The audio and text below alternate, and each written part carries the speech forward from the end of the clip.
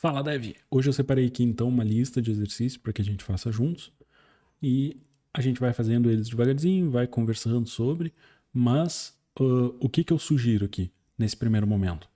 A gente já tem o conteúdo aqui disponível para que vocês copiem, então pausa o vídeo, copie o conteúdo, tenta resolver sozinho. Por quê? Porque é muito importante que se gerem os problemas para que a gente perceba onde a gente não está entendendo. Às vezes a gente está só vendo o vídeo e aí parece que as coisas estão fazendo sentido e aí no momento que a gente vai fazer as coisas deixam de fazer sentido. Então pausem o vídeo, tentem fazer, ou de repente vai fazendo um a um, pausa o primeiro, tenta fazer, e aí vem pro vídeo, vê o resultado, e aí pego isso que a gente viu no resultado e tenta aplicar nas próximas, tá? Porque aqui a gente sempre vai seguir uma sequência lógica. Então, a primeira é importante para a gente conseguir fazer a segunda, que é importante para a terceira, que é importante para a quarta. Então, isso é bom quando a gente entende a primeira, mas é muito ruim quando a gente não entende o início. Então, tentem fazer sozinhos primeiro, para depois a gente tentar fazer juntos, ok?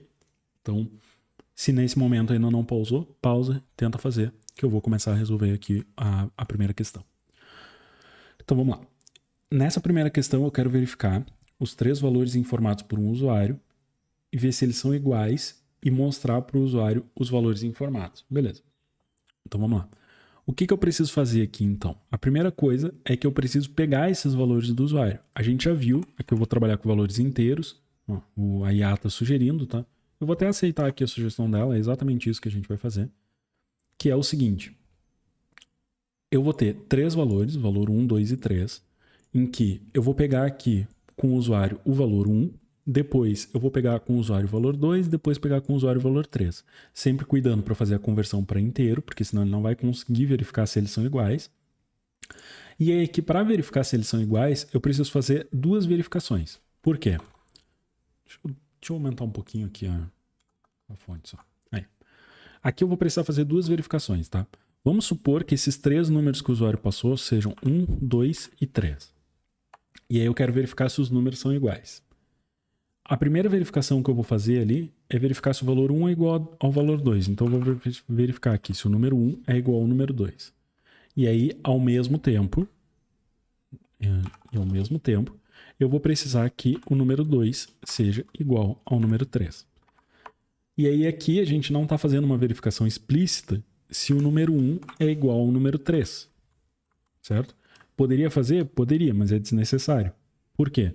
Porque se eu sei aqui que o 1 é igual ao 2 e o 2 é igual ao 3, logo o 1 também vai ser igual ao 3. Porque os dois números são iguais ao 2. Porque senão, como eu estou usando o E aqui, ele não seria verdadeiro, tá? Então eu não preciso ter essa validação de 1 igual a 3. Caso vocês tenham feito, não está errado, tá? Só é redundante. Se tivessem feito assim, não teria problema. Só que isso aqui sempre vai acontecer quando isso aqui acontecer. Tá? Então, nesse caso aqui não vai acontecer, mas vamos colocar, por exemplo, se fosse 1, 1 e 1. Ó, eu vou ter aqui, por exemplo, 1 é igual a 1, aí isso aqui vai dar true. Aí aqui, 1 é igual a 1, vou apagar esse aqui, tá? E aí isso aqui também vai dar true.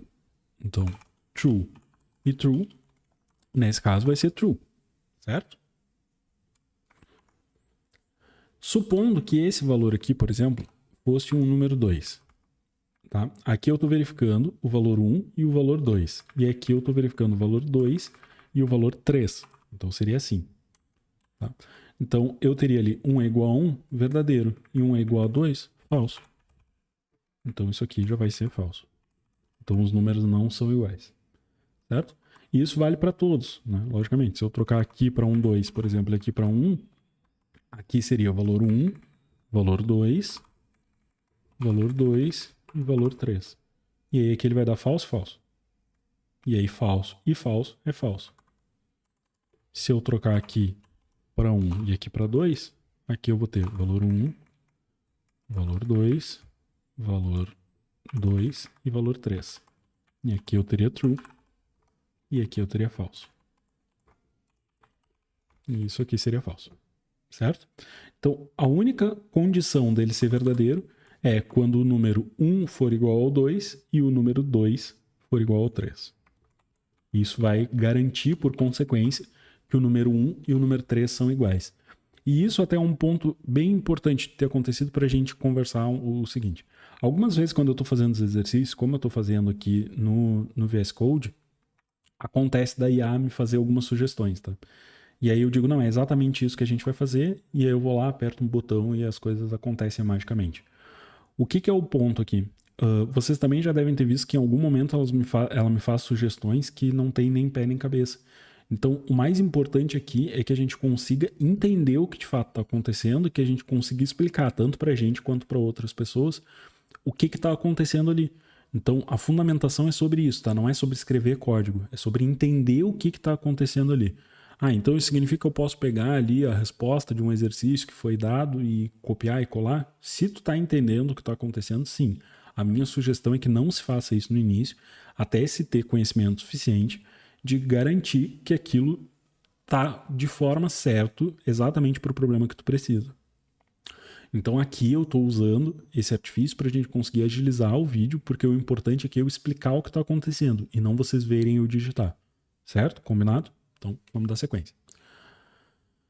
Depois aqui eu estou, como foi mandado ali, eu preciso mostrar para o usuário os valores informados, né? Então system.out.println, os valores informados foram, e aí estou mostrando, valor 1, valor 2, valor 3.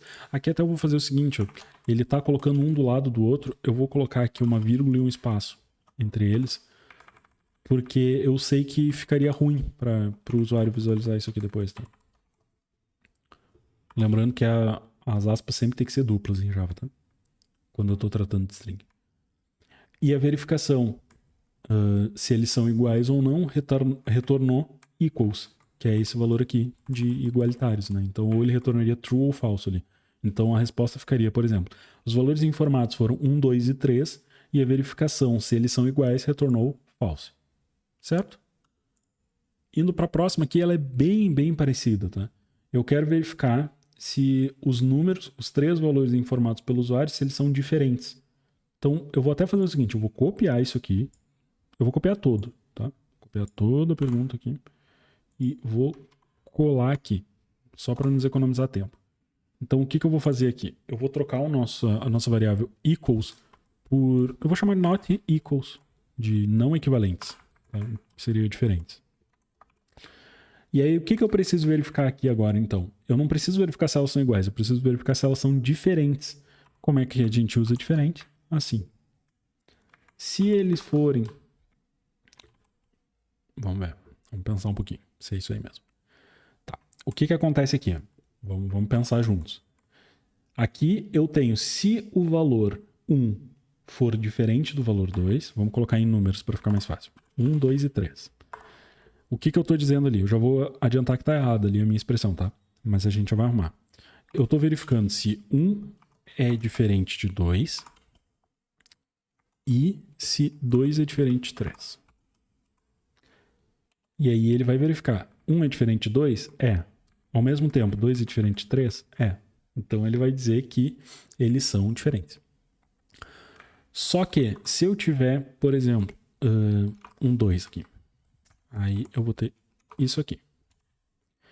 E aí eu vou ter que verificar. 1 é diferente de 2? Sim. Então, true.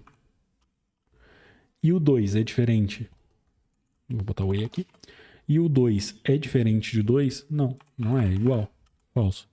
Então a resposta aqui seria true. Aliás, desculpa, seria falso. Que significa que eles não são diferentes. Aqui, na verdade, a gente tem uma questão de interpretação de texto, tá? Então, eu tenho que verificar se os 3 valores informados pelo usuário são diferentes. Se eles 3 serem diferentes, significa isso aqui.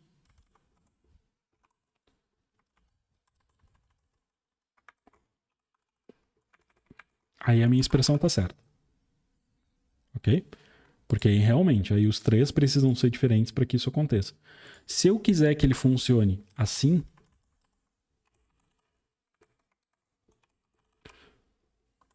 se eu quiser que isso aqui seja verdadeiro, aí eu preciso mudar esse meu E para um OU.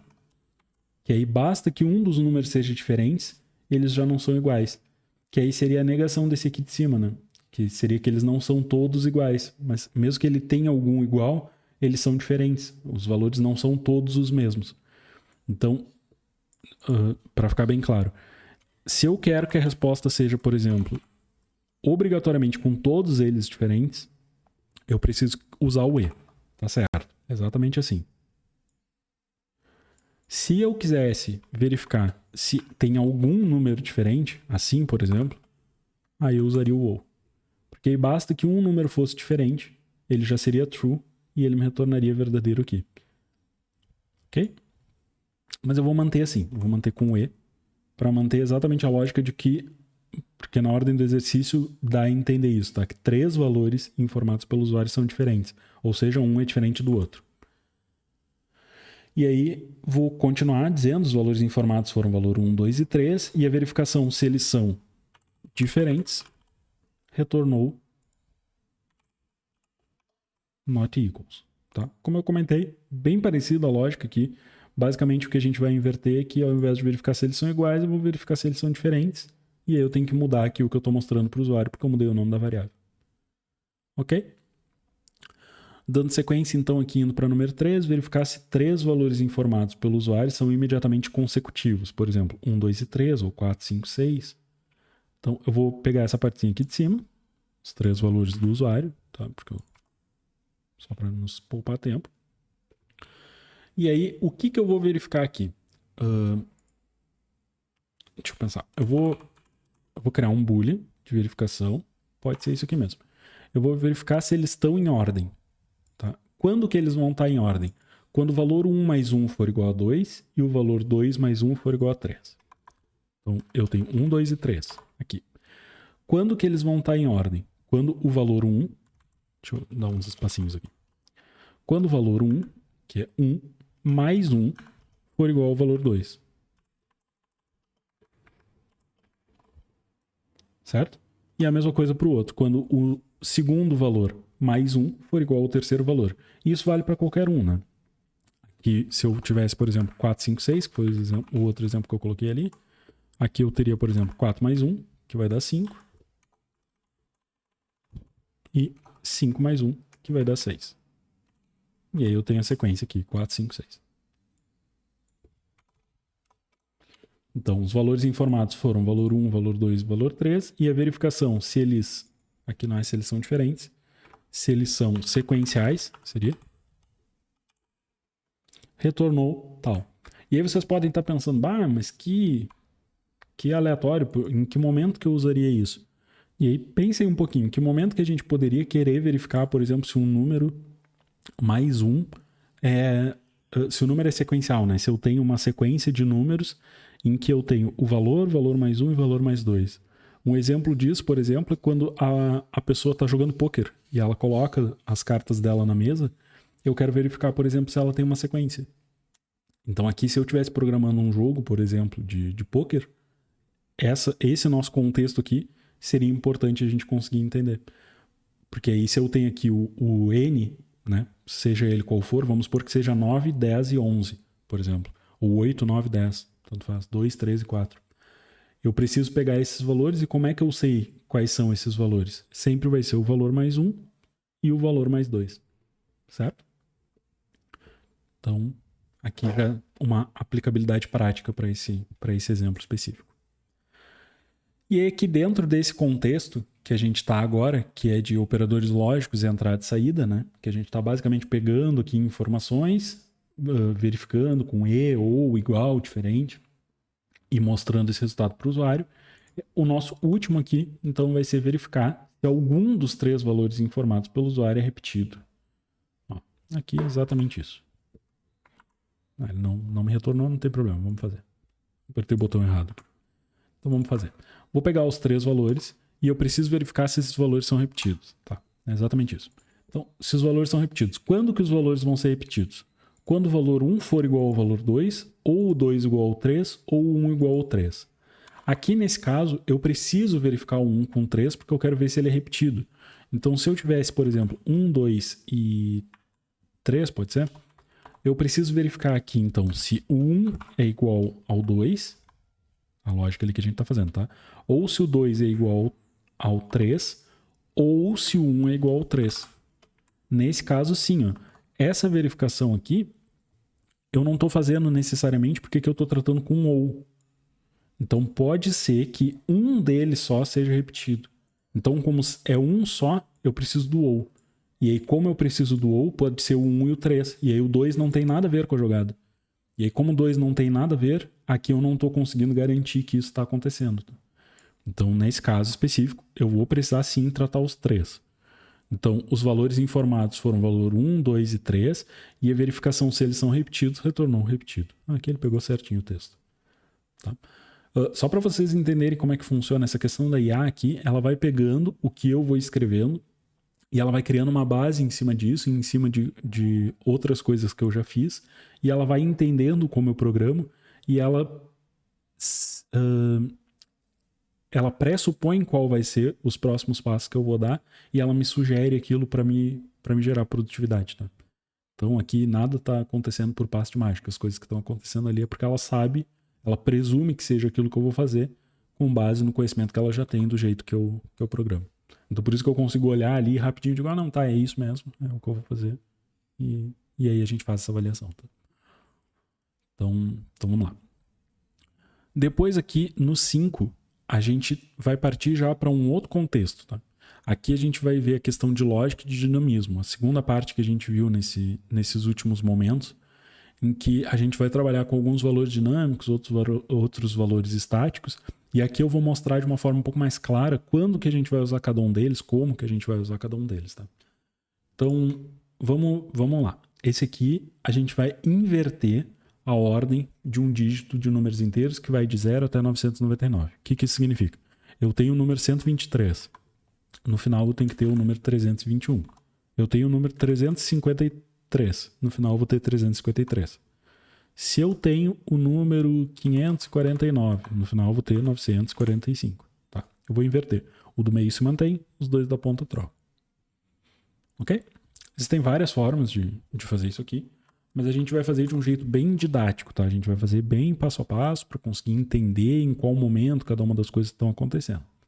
Então, antes de mais nada, eu vou copiar uma dessas linhas aqui e aí eu vou chamar ela de value, valor. E aí o valor vai ser informe um número de 0 até 999. Um número com 3 dígitos. Ou com até 3 dígitos. Ok. Vamos lá. E aí, o que eu vou fazer aqui? Vamos pensar um pouquinho. Se eu tenho esse número aqui, por exemplo, 1, 2, 3. Tá. Reparem que até quando a gente vai falar, a gente tende a falar 1, 2, 3. A gente aprendeu lá na escola e a gente sempre vai ter as centenas, as dezenas, a unidade, e aí antes disso, né, teria o milhar, o milhão e assim sucessivamente. Então, como a gente está trabalhando aqui com 3, a gente vai trabalhar com centena, dezena e unidade. Ok? Que são esses 3 dígitos aqui. O que a gente quer fazer, na verdade, então? Deixa eu voltar aqui. O que a gente quer fazer? A gente tem a centena, que é o 1, a dezena, que é o 2, e a unidade, que é o 3. O que a gente quer fazer, quando a gente está dizendo que quer inverter as coisas aqui, na verdade é dizer que a centena agora se torna 3, que era o valor da unidade, a dezena continua sendo 2, e a unidade se torna o valor que era a centena. Ok? Concordam? Concordam, né? É isso aí, tá certo. Espero que concordem, porque tá certo. Então vamos lá. O que a gente vai fazer aqui então? Eu vou criar variáveis de apoio. Então vou dizer aqui que são variáveis de apoio. Não precisa, tá? Os comentários aqui, tudo isso aqui que está em comentários com 2 barras, ou então comentários de múltiplas linhas, que é assim no Java, com barra, asterisco e asterisco barra, tudo isso que fica em cinza clarinho, isso não é interpretado pelo código, tá? Isso aqui serve basicamente como uma forma de documentação e de comunicação entre as pessoas que estão desenvolvendo. Então aqui, por exemplo, a gente vai dizer... aqui, por exemplo, a ordem do exercício. Isso aqui não tem nada a ver com a codificação propriamente dito. Isso aqui tem a ver comigo, enquanto desenvolvedor, para que eu consiga ler isso aqui e entender qual é o problema que que isso está resolvendo sem precisar ler todo o código.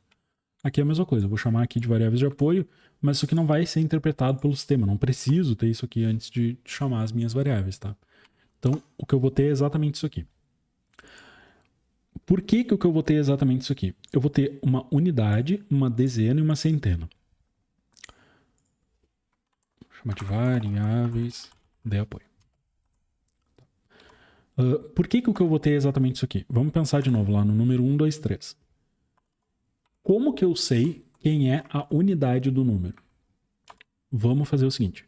Vamos pegar esse número 123 e dividir esse número por 10. A gente sabe que quando a gente divide um número, a gente só corta uma casa, né?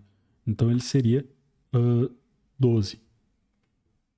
Quantas vezes o número 10 cabe dentro do 123? 12. Só que 12 vezes 10 é 120. Então sobra 3. Ou seja, o que sobra sempre vai ser a unidade. E aí, como é que a gente pega o que sobra? Como é que a gente pega o resto? Com o resto. E a gente volta para a matemática do resto nesse contexto, tá?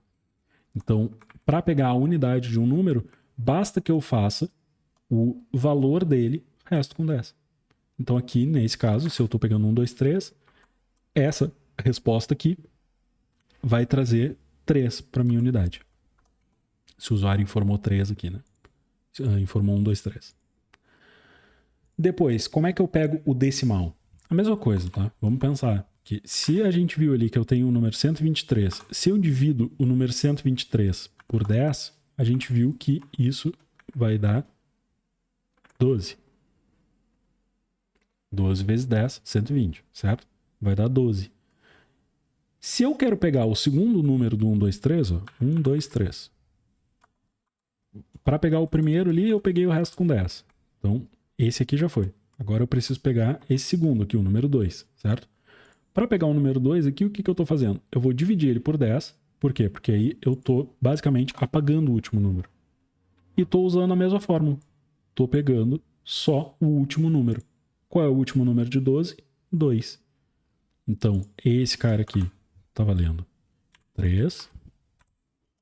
Esse cara aqui está valendo 2. E aí, para pegar a centena, o meu número era 1, 2, 3. O que acontece? Se eu pegar 1, 2, 3 e dividir por 100, o que vai acontecer? Quantas vezes o 100 cabe dentro de 123? Uma. Então, 1. Está aqui o meu número invertido. Agora, na verdade, ele não está invertido, ele está desfragmentado. Eu consigo fazer o que eu quiser agora com esses valores separados. Então, se eu tinha aqui o número, por exemplo, 1, 2, 3, agora eu vou ter 3, 2, 1. E como é que eu faço para montar esse novo número? Eu basicamente faço o processo inverso. O que eu tenho que fazer aqui, então? Eu tenho aqui o 3, que é o meu valor novo da unidade.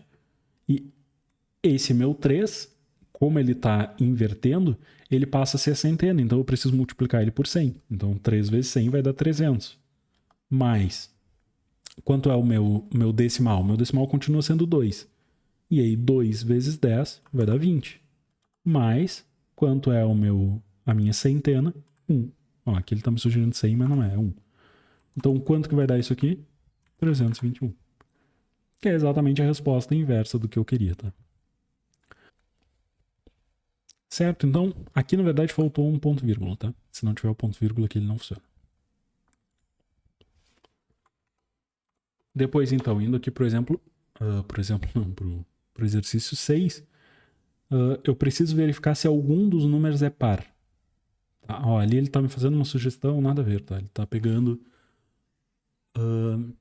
Não, até que não é tão nada a ver, não. Vou aceitar aqui a sugestão dele, porque o que vai acontecer? Eu preciso saber quem são os 3 valores.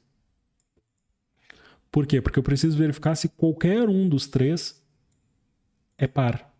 Então, lembra lá como é que a gente fez para verificar se o número é par? Exatamente assim. Eu vou pegar um dos valores, o primeiro valor, resto com 2, e vou verificar se ele deu 0. Se isso aqui aconteceu, então ele é verdadeiro. Depois eu vou pegar o decimal e fazer a mesma coisa, e vou pegar a centena e fazer a mesma coisa. Então, eu peguei aqui cada um dos dígitos separados, exatamente do mesmo jeito que a gente já tinha feito antes, só que ao invés de recriar o número multiplicando por 100 e por 10, eu agora estou verificando um por um para verificar se eles são ou não números pares. Isso, números pares. Certo? Bem simplesinho isso aqui. Depois aqui a gente tem dois exercícios que são bem parecidos também, que o 7 é verificar se a hora 1 é anterior à hora 2 e o 8 é verificar se a data 1 é anterior à data 2. Então aqui eu vou aceitar a sugestão dele, ó, criando variáveis de apoio, que eu estou criando variáveis de segundo, minuto e hora, e segundo, minuto e hora, para o horário 1 e para o horário 2. Tá? E aí aqui eu vou criar exatamente isso. Então aqui o que eu vou criar? Eu vou criar um past time, ou seja, já passou, um tempo passado, que eu vou verificar o seguinte: quando que eu sei e como que eu sei que uma hora é anterior à outra? Primeiro, se a hora 1 for menor do que a hora 2, ela já passou, já é suficiente, tá? Por quê? Vamos pegar aqui um exemplo. Eu vou ter 14h30 com 25 na minha hora 1. E na minha hora 2, eu vou ter 16h45 com 22. Nesse caso aqui, a hora 1 vai ser 14 e a hora 2 vai ser 16. Então, só olhando isso aqui, a gente, enquanto humano, já consegue entender que a hora 1 foi antes. Por quê? Porque foi às 2 da tarde, esse aqui é às 4 da tarde. Então, a hora 1 é menor. Então, basta que a hora seja menor, que eu já sei, obrigatoriamente, que aconteceu antes. Qual é a outra possibilidade? Isso aqui. Não tenho como ver só pela hora. Ou seja, a hora é igual. Nesse caso, se a hora é igual, qual vai ser o critério de desempate? Os minutos. E eu vou verificar se os minutos 1, 30, é anterior aos minutos 2, é menor do que os minutos 2. E nesse caso é. Então, 30 é menor do que 45. Então, essa data aqui, esse horário aqui, veio antes desse. Ok? Então, se isso acontecer, já passou. Ele não precisa nem verificar o resto. Mas, se as horas são iguais, como é o caso agora, mas os minutos são menores, então é true. Ok? E se os minutos fossem os mesmos? 45. Aí a gente tem o último caso, em que as horas são iguais, os minutos são iguais, mas os segundos são menores ou maiores. Nesse caso aqui é maior, então aqui a resposta seria falso. A data 1, o horário 1, não é anterior, ele é posterior. Mas se ele fosse 20, por exemplo, como o segundo 1 é menor do que o segundo 2, ele seria verdadeiro. Ok? Então aqui, com essa linha aqui, eu consigo fazer a validação de tempo passado de forma integral. Certo? Então agora verificando a data. Vai ser a mesma coisa, tá? Então eu vou ter aqui... Ele não completou tudo. Se perdeu. Então tá. Eu vou criar aqui as variáveis de apoio. Eu vou ter aqui o dia 1, mês 1 e ano 1. E vou ter o dia 2, mês 2 e ano 2. Eu vou até copiar esse resultado aqui, porque como eu já disse para vocês, vai ser bem parecido, tá? Só que ao invés de ser past time, vai ser past date. Então, uma data anterior. Como é que eu faço para verificar uma data? Eu tenho aqui, por exemplo, 18 do 4 de 2024, pode ser. E eu tenho 17 do 4 de 2024. Como é que eu vou fazer essa verificação se essa data 1 é anterior à data 2? Quando que isso vai acontecer? Quando o ano 1 for menor do que o ano 2. Tá? Então, se aqui, por exemplo, fosse 23, essa data aqui é anterior. Já não precisa nem verificar o resto. A gente já consegue saber se isso aqui aconteceu em 2023, aconteceu antes desse aqui que aconteceu em 2024. Porque é a maior unidade de medida. Quando que isso não vai acontecer? Quando o ano 1 for igual ao ano 2. Então era aquele exemplo que a gente tinha, né? O ano 1 é igual ao ano 2, só que não é minutos, né? A gente tem que mudar aqui, vai ser mês. Beleza. Então aqui, quando o ano 1 for igual ao ano 2 e ao mesmo tempo o mês 1 for menor do que o mês 2, então se aqui fosse 3, por exemplo, isso aqui aconteceu antes. Por quê? Aconteceu no mesmo ano, só que foi um mês anterior. Então a gente já consegue identificar que foi antes. Deixa eu chegar a minha minha imagem aqui um pouquinho para cima. E aí, qual é a última possibilidade, então? A última possibilidade é quando o ano for o mesmo e o mês for o mesmo. E aí, quando isso acontecer, qual vai ser o critério de desempate? O dia.